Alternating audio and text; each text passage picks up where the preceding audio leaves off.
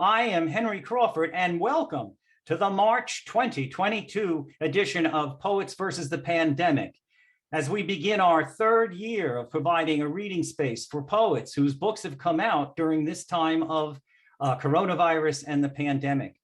Tonight, we are featuring Indran Amirthanayagam reading from his new book, 10,000 Steps Against the Tyrant, along with guest poets Carol Greenfield and Jonathan Harrington, who will be coming to us from the city of Mérida in the Yucatan Peninsula of Mexico. With me as co-host tonight is WordWorks founder, Karen Alanier. I want to thank every one of you who have come out and supported our program since we began in 2020. And let me also thank the WordWorks for making all of this possible. And I'd like to also note the presence of Maryland Poet Laureate Grace Cavalieri here tonight. Welcome, Grace. Okay, let's get started. First, and most importantly, we want you to purchase the poet's books. So I'll put a link into the chat that will take you to the places where you can purchase the books of each of our poets. And I'll do that from time to time as we go through the proceedings, so latecomers can also get a hold of that link. We also have a donation button on that page, so don't feel shy about donating to our program. We at WordWorks and Cafe Muse will thank you wholeheartedly. Now, I'm also going to put into the chat a link where you can follow all of our WordWorks online readings, sign up on the registration form, and you'll be part of our growing mailing list to get Zoom links for all of our readings. Now, if you want to ask a question of our poets, please feel free to drop a question into the chat, and we'll try to get to as many of them as we have time. A couple more things. Please join us on Monday, April 4, 2022, when Cafe Muse Online will present Barbara Goldberg and J.C. Todd. And we'll be back here again with PvP on April 16, 2022, with Poets versus the Pandemic, featuring Margot Taft-Stever, reading from her new book, The End of Horses. And we note that Mervyn Taylor is in our Zoom audience tonight. He'll be part of that reading. Okay, let's get going here. It's hard to imagine a more active poet writing in the DMV than the multi-talented Indran Amirthanayagam. In addition to 10,000 Steps Against the Tyrant, Indran has published 17 collections of works, including, to name just a couple, The Migrant States, Coconuts on Mars, and The Uncivil War, which tells the history of the Sri Lankan Civil War. In 1994, Indran won the Patterson Prize for The Elephants of Reckoning. In addition to being a prolific poet, Indran works in music and currently edits the Beltway Quarterly. So let's begin our journey of 10,000 steps and bring Indran Amirthanayagam up to the PvP Zoom stage. Indran, unmute yourself and have at it. Delighted to see so many friends tonight. And you mentioned my books. You know, I went a bit mad. I now have 22 actually published, just kind of crazy. But I'm a poet of numbers. I've been obsessed with the number 14 in the recent period, writing poems that always end in 14 lines. I'm also obsessed with tyrants. The orange-haired tyrant that inspired some of the poems of 10,000 Steps Against the Tyrant. And also now this tyrant who is attacking Ukraine. And, you know, so I think in this, I also have written, of course, about the Sri Lankan Civil War, which I called Uncivil War. So tonight I'd like to begin with a couple of poems about Ukraine in a way, and then go on to read from 10,000 Steps Against the Tyrant. The first one I wrote in the early days of this invasion, called Eastern Ukraine Poem for Ilya. The town is not amused. Bombs have been dropping every 10 minutes, and thousands of women and children have already fled. But Ilya's cousin on the Zoom call keeps insisting on calm. What gives? I wish I could shift the debate to my own little conflict. lobbing poems into cyberspace and expecting the fallout to give some clue about diction and meter, the finishing couplet. Once again, my poem shifts to a discourse about me and my proclivities. What about those family members on the trains? What about the fellow trying to pacify his cousin via Zoom? What about the soldier on the border wrapped in an overcoat carrying a rifle? Is he really able to fight in the modern theater against the satellite beamed remote killing device? To Guinea with love. The tradesman from Guinea has lived in Odessa for 14 years. He is afraid. In one day, all of Ukraine's airports shut down. In one night, heavy bombs fell just outside of town. They are falling now. Russian soldiers landed on the beach and are marching towards Kiev. The horror, the sadness, it is happening. Shock and awe, awful, wrath, madness. Chernobyl, symbol of nuclear death, has been captured. No reports yet on the state of the concrete. Where are we going? I listen to the trembling voice of my friend from Guinea. He says he will watch and wait for another day or two, huddle at home by his television in the apartment block. If fighting comes to his neighborhood, then he will call Guinea, ask to be flown out. How many diplomats has Guinea posted in Ukraine? How many cars and planes? Airports are shut, but the sea flows by Odessa. Our tradesman has lived there for 14 years. He knows people with boats. He has sold them houseware. He will ask them to take him away, past the battleships to Guinea. And a poem from earlier today, the provisional title, From the Bleachers. War brings peace, not yet, but union, almost a full court press of allied nations from every continent. Nobody can give arms or money strategically to the errant unknight, the Moscow variant, who thinks Greater Russia exists, and he holds the keys, which will be deposited along with other effects of the owner into their own category in history, from the man who reared up into idiocy, killing thousands on the way, until stopped. Whose hand will stop him? God's? These are useless questions to pose in public. But quietly, under the stealth of night, I imagine most stealthy craft flying under radar. Vengeance is coming for this greater Russian crime, and from the world united, from sea to sea, north, south, east, and west, with a few exceptions scrambling to avoid being silenced as well in the aftermath. Now, I'll read from 10,000 Steps Against the Tyrant, which is a very fresh book, I suppose. It seems to be speaking to our time, the right path. Let us roll America. Let us not look back. Let us seize the fellow by the absent coattail. Let us reveal the traipsing emperor nude, and let us remember and defend the rights of our virus dead. But let us do so with respect, with love. Why? Because Jesus says so. Why?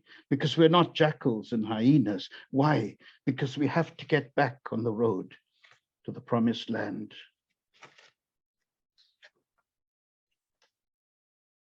Deep song anthem. We need the deep song. We're going far and long to Pennsylvania Avenue and beyond. Vote, donate. Be strong tonight, Kamala. You will make us proud on that debate stage, I know. And Joe is cooking just fine. And the people are gathering in the name of decent government and truth in speech and deed. We're going far and long. Now Texas is in play in a serious way. North Carolina and the Rust Belt are coming back to the fold. Michael Moore, I salute you, Congressman Lewis, in your name, and so many other brothers and sisters. Let us remember Jacob Blake in rehab. Keep him in prayers. Keep the families who have lost breadwinners, sons and daughters to the bullet, the plague. We will not forget you. I can breathe. I can't breathe is the epigraph. by George Floyd. A man is gasping for oxygen, his dream deferred as well. Proud boys are crying. Christie, Hicks, Kellyanne Conway, tussling with the unknown, sprung from the unsurprising surprise October brought to the Rose Garden, the goddamn virus floating from mouth to cheek, 150 guests snacked on jambalaya and crawfish. The nominee already had her bout with COVID back in July. She will survive, but senators must now recuse who would otherwise have crowed, sending her nomination flying to the floor. And what about the next presidential face-off? Are we facing the end of debates? The Speaker of the House tests negative still. My vote is already at the post office, and generals will assure an orderly transition. This virus leave the garden in the end, so we can go back into the new world. Yes, we can, wearing fig leaves, wearing masks through which we scream the words of George Floyd's spirit, saying this time, I can breathe. Voting song. I'm going to take mother to the polling station. This may be her last chance to vote for the right path from the burning bush, sinking ship, roadkill, victims of the raging virus. I'm going to take mother to the polling station. And son, make sure you get that absentee ballot sent here while you visit. Every vote will count. And daughter, although you cannot vote, not this time, I want you to know that we have tried with all of our heart and mind to throw the bastards out.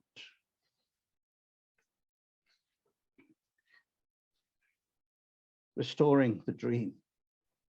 We have soared west from east, rode to the plains, jumped back to support the rising tide, belly fire of disenfranchised in the south. This is a front coat, back coat, full coat press. We're not going to stop. Joe in Ohio, in Little Haiti, Miami, Kamala everywhere, our hearts open to the historic child of the immigrant state flourishing. We're not going to stop.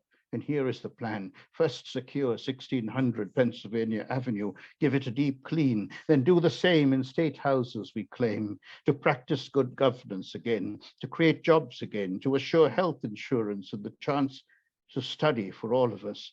Black Lives Matter. Congressman Lewis did not live and die in vain. We are rolling, we are screaming, we are singing, we are cooing lullabies. We're not going to be silent.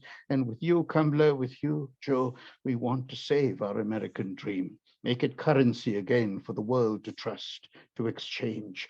We're going back to Paris to sign that accord. A first step towards saving the polar bear and all the other bears. And you heard it here, George McGovern, Walter Mondale, Michael Dukakis, Al Gore, John Kerry, and Hillary Clinton. We're walking with you to realize the dreams left pending. And Jimmy, Bill, Barack, thank you for getting the dream together, for giving us hope that we could go on. And now we're going on. We're going strong. So, rising. I miss you, something fierce. I have to tell my bones to stop shaking, to calm down, that there is something called work, poetry, cleaning the room, getting food together, attending to mother, reading fine print and polling, picking up the phone, cold calling a Texan in the name of participatory democracy, the nations and the earth's soul and the dream, jostling about in the coffin, thinking the time is now to break down the wood, pierce the earth, slide out to walk abroad again through these United States. I've been reading from the book here and there. I'll read one I haven't read before. It's called From Michelle. Of course, I'm speaking of Michelle Obama. The invitation arrived in my dream. Would you join my husband and me for a meal?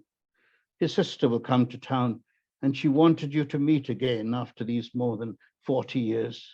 After lays at Honolulu International Center, the rousing songs, words of great hope at your graduation, which he attended at the end of his penultimate year at Punahou School, followed by the rest of the story, law review, Senate presidency, reducing the footprint while you composed verses in Spanish, French, Creole, Portuguese, English, these American tongues, as he walked by the seawall in Havana, spoke in Berlin, saved Detroit and the national economy, celebrated the digital revolution, assured billions of Americans health insurance, while you wrote constantly, squeezing light from the noonday sun, the evening moon. You can and will go on, remembering how these years have not disappeared. The service in that Charleston church after the murders, when he sang Amazing Grace, his voice cracking, all of our bones cracking, the Union in apparent disarray, but yet, yes, we can. Yes, we can. And now a chance to say thank you again for his service. Thank you for your poems. Thank you, God, for this life, the chance to renew old bonds. Remember pick-up basketball games with mutual friends. Remember Kawaiola, the literary magazine on which you and he worked 1 year apart. I'll try to keep an eye on the time. I will read a few more poems to finish.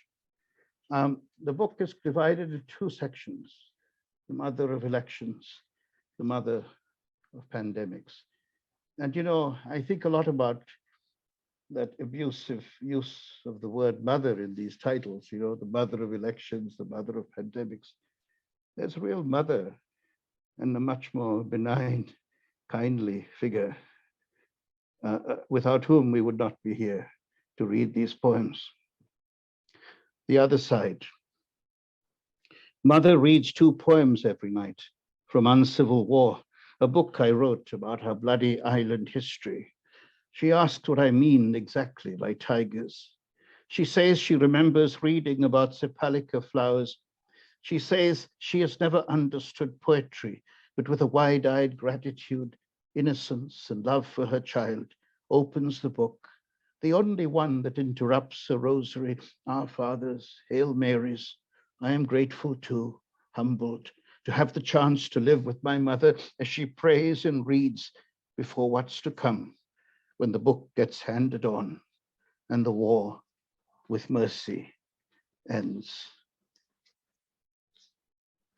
And then I will finish with a series of 3 short poems, one of which again about to my mother, called Late Night Olive Oil, which I know some of you have heard, and I am having a little trouble finding it. Late Night Olive Oil. Let us put the letters and fears and boiling emotions on the page, Mummy. Why did you go to the kitchen, stealthily, without a word to your sleeping son, without your walker, to find the large bottle of olive oil, to pour it on the table and floor, to fill a small vessel which you meant to carry back to your room, as if nobody would notice until you called my name, because you could not negotiate the rest of the way from dining table to bedroom, vessel in hand, without cane or walker. I write to atone for my flailing words, saying, never, never, never again. The kitchen is prohibited. Your mania for oil in the hair is prohibited. The stealthy, mischievous, childish, truant foray into the darkness with a torch in hand, which you forgot on the countertop, all of this is prohibited. Your losing memory and control are prohibited. These words are prohibited. Decline and death are prohibited. Torch. Thank you. The flame may seem fragile, small, almost nothing at all, but as you carry it from room to room in the dark, the bobbing, flickering wick lights up mind and heart and gives hope. And the sun is waiting around the corner of morning to come on stage, to rise. The candle, migratory bird. I must tell you that I'm lighting a candle in my mind, and I beg that the flame lasts through the night, that it will not be put out by a man too afraid, mad, young in thought. Let us embrace the darkness and accept each other's absolute freedom to fly to the other end of the earth, to discover that the world is round and love has no choice, the migratory route already drawn, but to return, to return. I will finish with this next poem, which has, I'm thinking about Ralph Warnock in Georgia and his campaign to remain the first Black senator from that state. Georgia on my mind forever. Jimmy Carter is walking proud today in the fields of plains. Stacey Abrams is working the phones in Atlanta. Librarians in charge of all public and private book collections are dusting off studies that examine FDR's triumph in the state, Jimmy Carter's presidential victory, and Bill Clinton knew young Paul how he squeezed by in 1992. Now in 2020, Joe Biden is bringing back the bacon and the greens and the dream, breaking down that bloody wall between red and blue. One country, one dream. Georgia, you are making us feel a shiver in our spine, a song bursting forth from our lungs. Ray Charles in the state capitol in 1979 at the piano, an old song for the New South. Georgia on my mind. Tonight, WordWorks Cafe Muse on my mind. Thank you very much, the Poets versus the Pandemic, for this very generous invitation. And here's the book. The cover is outstanding. The painter, my son Anandan, who has designed a number of my books, including The Migrant States and Blue Window and others, and now this one. And I'm so grateful for the endorsements from Naomi Sheab Dye and Ethelbert Miller, Moria Simon, and Ann Casey on the back. I hope you will look for the book. I hope you will write to Broadstone, which is the book on a very special sale at the moment. Thank you very much. God bless.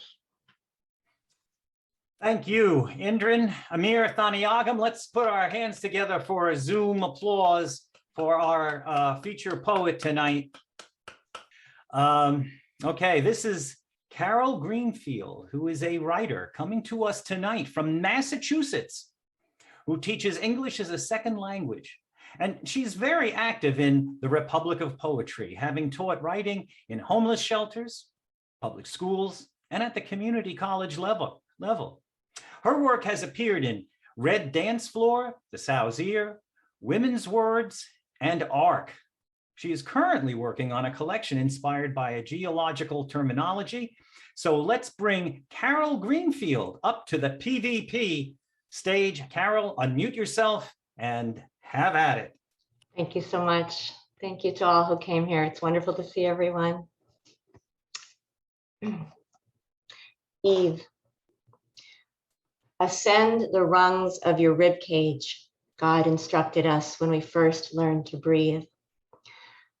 I try to climb slowly as panic gathers, but my breath snags on that rib of his. I don't believe I'll ever reach my collarbones. Do you think of leaving? He murmurs, holding me on his lap, his lips warm along my jaw. I say nothing, shake my head, no. Where on earth would I go? At night, while he sleeps beside me, mouth open, I imagine removing that slender bone beneath my breast, boring holes at either end, 5 more down one side, putting it to my lips and walking out past hedges, briar roses, and the last tangle of wisteria. Not even God could name this new sound, the melody of lungs filling and falling, only my own ribs around them. Hushed. I who wash the dishes after every meal, never leave so much as a spoon unrinsed, set the glasses open ends down and draining. I who stow leftovers and replace perishables in their proper bins, sweep the floor and wipe the counters free of crumbs and stains. I left it all the plates on the table, the pots on the stove, the food on the counter, unwrapped and warming, when he put his arms around me and found my mouth with his. I let him walk me step by step into the next room, lay me down as gently as a precious garment spread out, and admired as he covered my face with his hand, his fingers light against my forehead and cheekbones, his palm over my nose and lips. Hush, he said. I breathed in slowly, and with my tongue found his love line, felt it run its course. Luster, the surface sheen exhibited by a mineral. Luster. This time it will last, the gift of your smile, the cello thrum of your voice, the smooth, sweet linen of your skin. This time I will weave bright strands of your touch into a silvered scroll, winter birds and bamboo shoots, a span of mist-shrouded bridge across an unseen river with poems inked out in strokes swift and bold, the way you moved within me when I closed my eyes and the light spread outward from my center, coating us until we shimmered in the darkness. First footing. I loved my first husband's feet, his beautiful legs that bring to mind a long, quiet hall filled with light, white statues of young Greek gods, Greek men and their gods. I walk slowly around them, trying not to look as if I'm looking. I want to run hands up and down their cool, muscled stone, work fingers into each and every crevice. I remember the feel of his thighs, the shape of his feet, casual grace and firm planted strength. Those legs and feet root him wherever he goes. In loving other men's feet, I engage in a fruitless search for the one pair I chose to walk away from. Like Lot's wife, I look back and still gazing over my shoulder, hair whipping my cheeks and stinging my fixed open eyes at the life I left behind me. Plucking. As water seeps into cracked rocks at the base of the glacier and freezes, rocks attach to the glacier. As the glacier moves on, it may tug apart the fractured rock and pluck away chunks of it. Plucking. Hammered dulcimers take time to tune. Strings run in pairs over one bridge, under the other. Plucked together on one side, a pair sounds the same note. When the hammers fall on either side, this same couple, now a fifth apart, chime in harmony. Meeting as we did, only often enough to check our hearts one against the other, we kept ourselves in tune. A fifth apart, we had our own concordance. This is just a phase, you tell me, a temporary rest in our tumultuous duet. Your fingers pull back the strings. I brace myself against the letting go. Rain shadow. A dry zone landward of a coastal mountain range that is caused by loss of moisture from air passing over mountains. Rain shadow. I like scraping lint off the mesh catcher, removing still warm towels, sheets, bringing them to my face to breathe the heat, faint sweet smell, folding them well in thirds the way my ex-boyfriend taught me. I left him 15 years ago, and his influence still lingers, tinging the way I go about my business, my weekly routines, my daily rituals, how we continue to practice what the people we no longer live with wanted when they loved us, when we loved them. I still place the knives edge up the way my first husband did, still does for all I know. My second one taught me to put things in the sun to cure, bleach off bad smells, drive away all signs of sin. Maybe I should put myself there for an entire day, burn away all my impurities, leave behind nothing but a dried up husk, all my juicy, pulpy, seedy, crunchy sweetness smothered out. Gifts of emptiness. 2 empty glass honey jars on my kitchen sill. Second wedding gifts from the woman who guided and inspired, arranged my bridal blessing shower, left our world too soon. Her last words to me, dreaming of spring in your exuberant gardens. I look at her jars as gifts of emptiness and abundance, gathering air, intangible, fragile strings of nothing from which to weave a tapestry of loving. I look at my echinacea and false indigo, wind anemone, bleeding heart, butterfly bush, larkspur, tell myself she's coming back. She's somewhere to be found, like a hope, like a memory, like a dream, an unfinished lyric or line of song. The notes are there just beyond the page, just past my fingers. I can hear her voice. I can feel his touch. I can smell the perfume my mother wore, the tobacco my father smoked. I can still see the woman I used to be if I hold the empty jars and close my eyes. Blueberries. This morning, I ate blueberries. They're tart and sweet, slight grit, soft explosions in my mouth. I thought of my nephew, so recently introduced to the pleasures of eating, now able to feed himself in fistfuls with those long fingers he folded beneath his chin the day he was born. I saw the Buddha in his hands.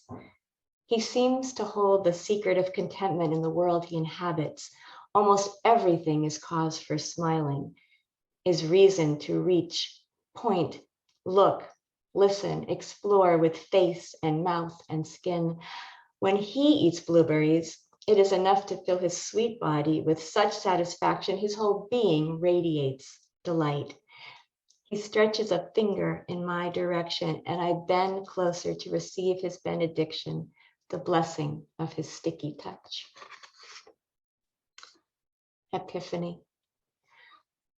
And what did they come bringing you this year? And what would you have wished for had you even been asked? And what would be the proper response? Nothing, thanks. I have everything I need. Thank you kindly. Thank you for asking. Couldn't be better. My young student, when I posed the same question, stood up on a chair to show me how long she'd wish her hair to be, beyond her little bottom to mid-thigh, the very place my gray chemise grazed my legs the first time I danced for you. Morning light pouring through the kitchen windows, my inner sun at last, matched by the light of day.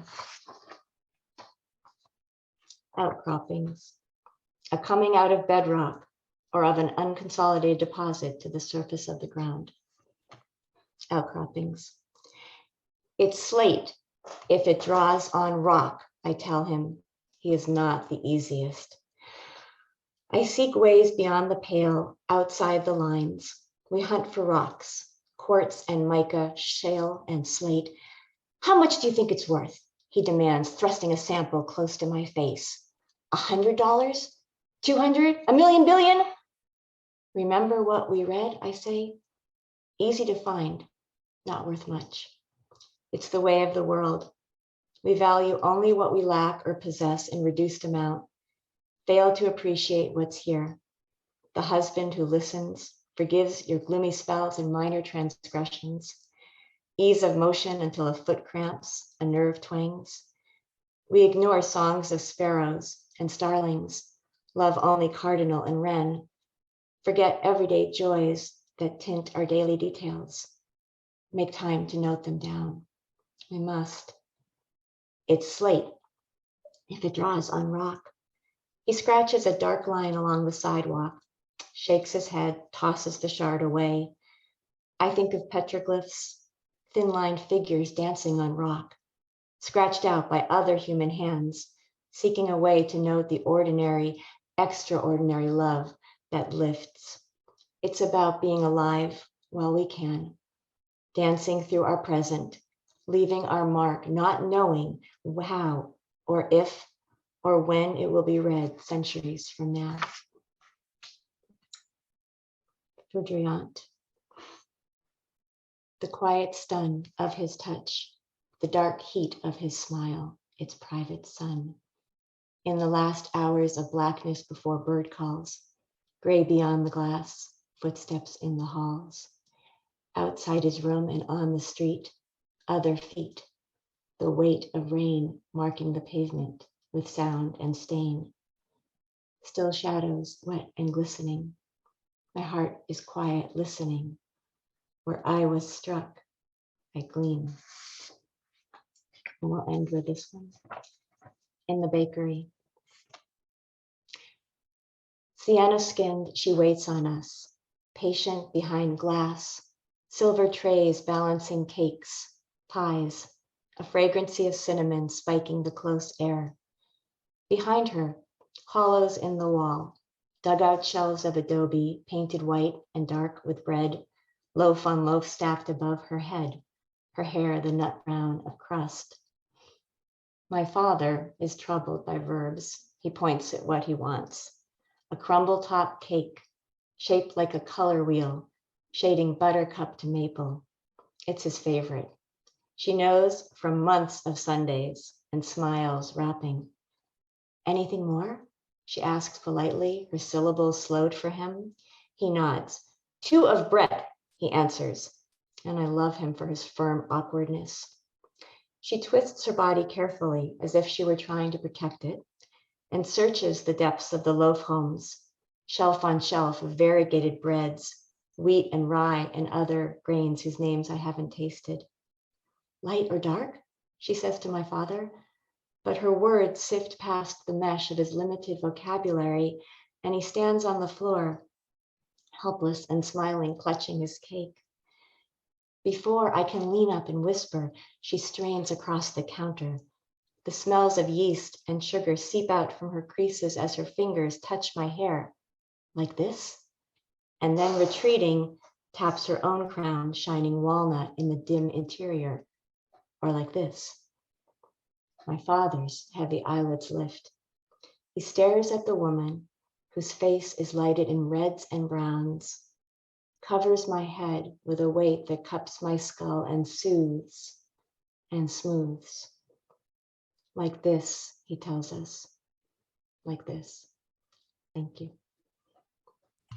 Have a nice, let's put those hands together in a Zoom applause for Carol Greenfield. Wow. All right. We're rocking here tonight. Jonathan Harrington lives in Yucatan, Mexico. His latest full collection book of poems is Lift Up the Stone, the Gospel, according to Jonathan. He has also published 5 chapbooks of poems, and his poetry has appeared in publications throughout the world.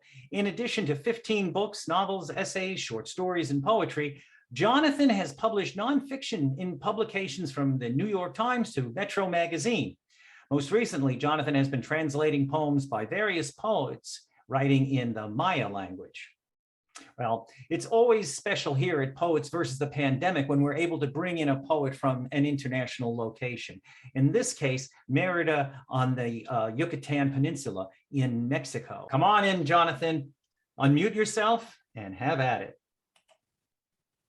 Thank you, Henry. Thank you very much. And Karen for the opportunity to read for you all, and Carol and Indran, wonderful readings. It's an honor to be reading with such wonderful poets. I'll start off with a poem from my book, The Traffic of Our Lives, which was the winner of the Ledge Press Poetry Award several years ago. This poem is called Keys. Why do we hold on to old keys? Keys to long lost locks, to old suitcases, cars we scrapped years ago, to doors we have closed forever. Sorting through our junk drawers, we discard yellowed business cards, photos of people we no longer recognize, outdated spectacles, but we set aside keys. And at that moment when we rake them together to toss in the waste bin, something stops us. What is it, this impulse to save old keys? Do we really believe we might again open those long ago closed doors? Or that the lock missing for ages will mysteriously reappear? Do we imagine that the scattered parts of that old truck will one day fly back together like a film run backwards, and with our long preserved key, we'll start it up and drive off 16 years old again? We justify this obsession with a faint, well, you never know. You know, those doors you have closed forever. Forget your heart for a moment and listen to what your head has to say. Scoop up all those rusting, useless keys. Throw them away.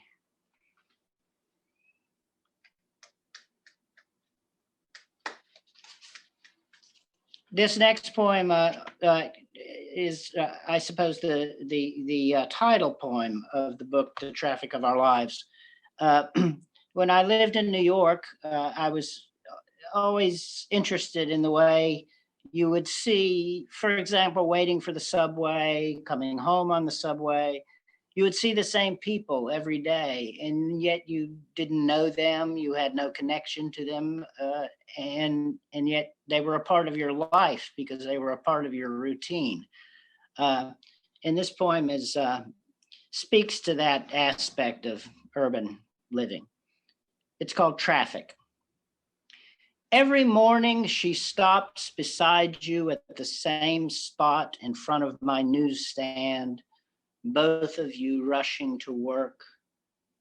How perfectly timed your mornings must be for your feet and hers to touch the same crack in the sidewalk as they always do just before 9, when I'm cutting open boxes of magazines. She sometimes tries to catch the look in your eyes as she hands me exact change, but you always gaze down as if something shameful is happening between the three of us. At night, I lie awake wondering who she is as the light from the street lamp outside my window pours onto the frayed carpet of my furnished room. I wonder if you ever lie awake at night too, somewhere across town, thinking of her. In the morning, while I stack the daily news, you get off the bus as she comes up from the subway, briefcase in hand, and you walk toward each other. It is a ritual between us. I hand her the Wall Street Journal and you the New York Times as your feet and hers almost touch, but then are lost in the traffic of our separate lives. Thank you.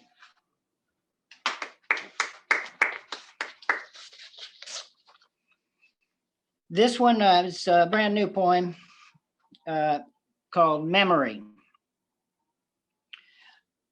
Some of you may or may not, hopefully may not relate to this too much. Memory.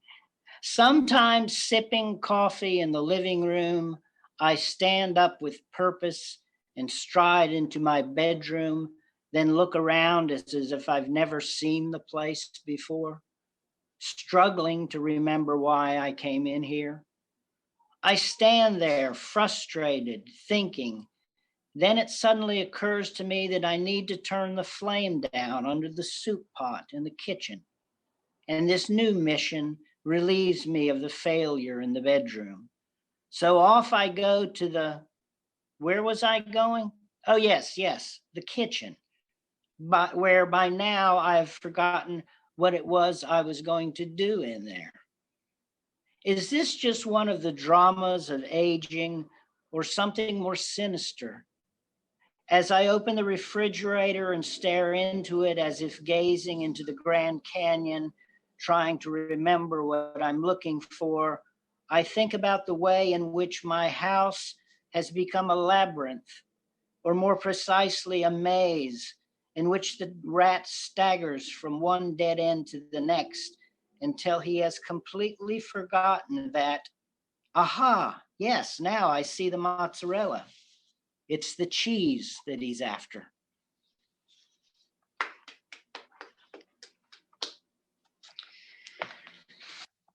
One from my book, A Key Here, which appeared in a bilingual edition with the poems translated by Fernando de la Cruz. This poem is called Rainy Season. And if any of you have been to this part of, oh no, pardon me, I meant to read Ruins. It's called Ruins. If any of you have been to this part of Mexico, you know that we are famous for our ruins here. Ruins, a man, camera strung around his neck, his shirt, shorts, and sandals bought this morning in the native market, stands atop a pyramid of an ancient city. A mound of stones to the east, a frescoed temple to the north, the stalls of the deserted market forever open to the jungle. Iguanas scurrying to hidden places scrape their scaly hides on the cracks between the granite blocks. Below in the temple, the man's wife runs her hands along the carvings, feels the lips of the imperial governor and the shoulder of his warrior. Without them knowing it, this is the couple's last vacation together ever. Each of them is thinking that everything could come to ruin in a second, but still don't believe it. Why did they come so innocently to this ruined city? Did they imagine that somewhere among the rubble and broken gods was some lost part of themselves that they hoped to find?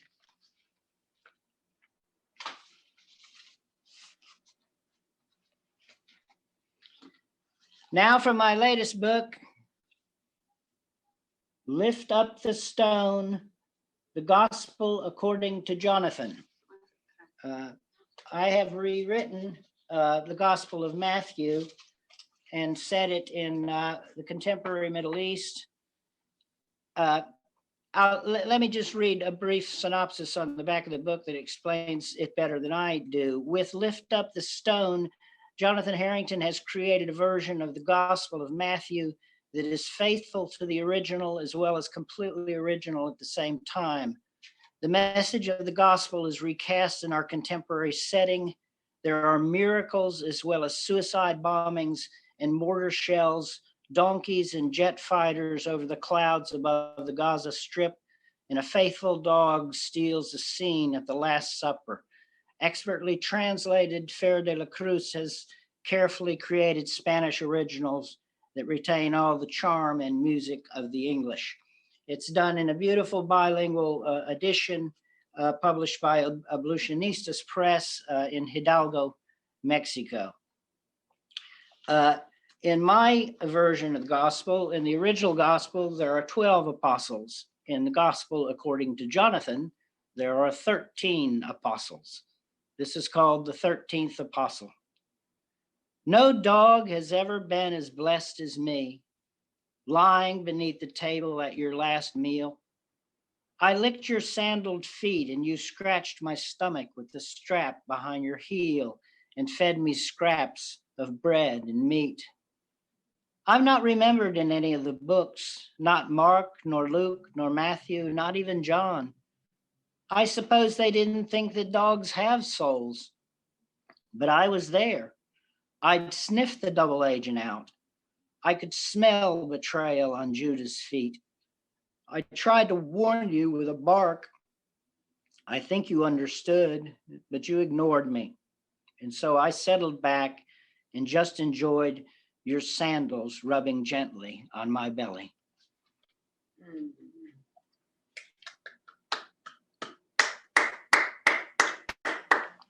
Bonito, bonito. Thank you. Another one from the Gospel according to Jonathan.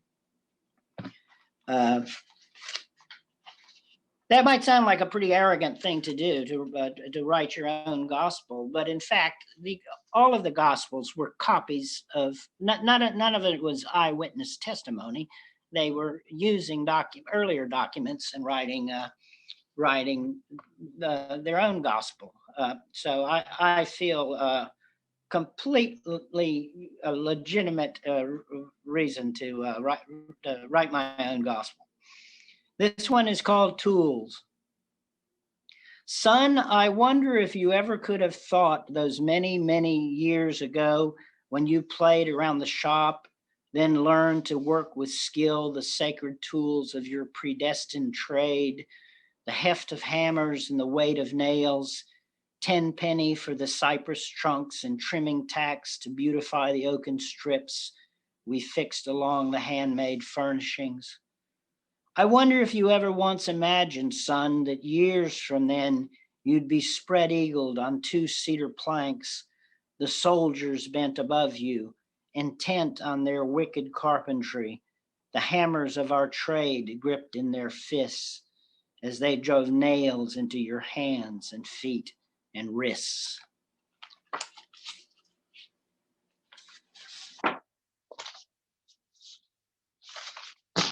This one was written for a 3rd grade class in Austin, Texas. I was invited to read my poetry there.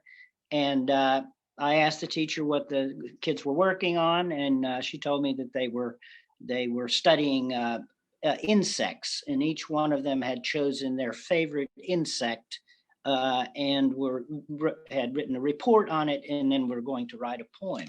I said, fantastic. I'll write a poem about my favorite insect and bring it to the class. And so I wrote this one, The Imperial Cockroach. At this very moment, perhaps as many as 12.6 million people or more right now are smashing, beating, or spraying some innocent roach to death somewhere on this dying planet.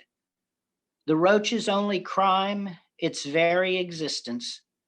This humble creature, one of the most ancient of the world, predating by millions of years the Cro-Magnon women who screeched and stamped it to death with bare feet in their dank caves. Really, the roach belongs to the nobility, a prince of the animal kingdom, like a crocodile or some ancient microorganism that has survived for 350 million years.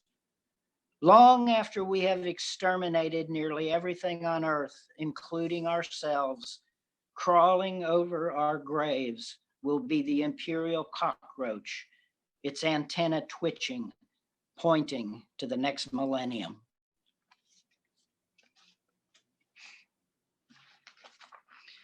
Let's see, Henry, do we have time for one more? Yeah. Okay. Let me do something a little different here. I'd like to read a translation.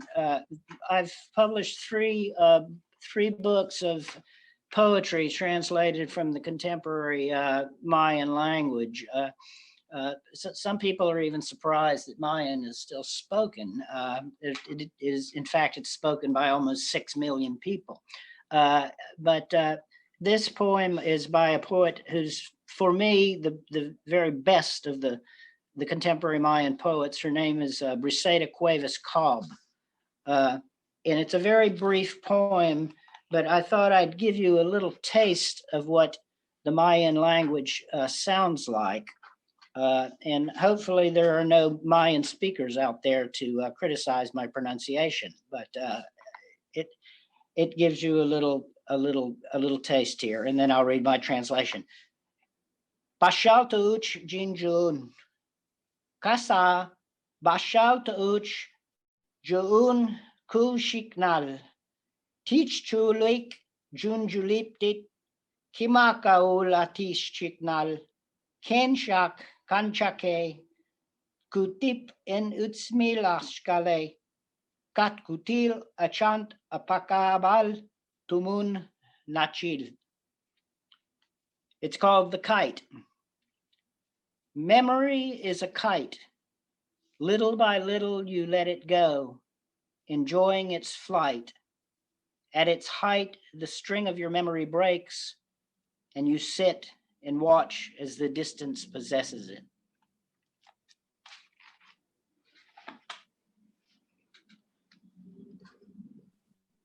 I'll finish with this poem that was written. This is living and working in New York when the World Trade Centers were destroyed, and I was working very close to there and was an eyewitness to everything that I saw that day. And I wrote this poem, but I write it now. I dedicate it to the people of Ukraine. It's called Survivors. After the splinters of shattered glass are swept away, the rubble chucked off, the compromised buildings propped up or bulldozed down, after the scattered fingers have been raked together, sorted by size into plastic baggies to be fingerprinted, and the ashes of the dead poured into urns, their graves shoveled over with contaminated earth. After the sky has been hoisted up with cranes and pulleys and nailed back into place, and the sun has been repaired, and the planets arranged once more in their orbits, when the stars begin to twinkle again, however faintly, what seamstress will suture our torn hearts? When will the garish flash of mass murder seared into our minds the way light burns photographic plates finally begin to fade, like the portraits made from them already yellowing in dark drawers? Where will the children turn for blessings, and to whom? Thank you. Put our hands together for Jonathan Harrington, Carol Greenfield, and our featured poet, Indran Amirthanayagam. Thank you, all three of you. You have taken us on a great distance. We have traveled a great distance, and geographically and poetically, and we thank you for your efforts tonight. So I hope you enjoyed this evening's readers as much as I have, and we'll extend your enjoyment by purchasing the books of those poets and letting others know about this series. I've just put into the chat, again, the links that will help you find those books and purchase them. Please come out on Monday, April 4th, 2022, when Cafe Muse Online will present Barbara Goldberg and J.C. Todd. And we'll be back here with Poets versus the Pandemic on April 16, 2022, with Margot Taft-Stever reading from her new book, The End of Horses. And until those times, I'd like to say good night and stay safe. Thank you.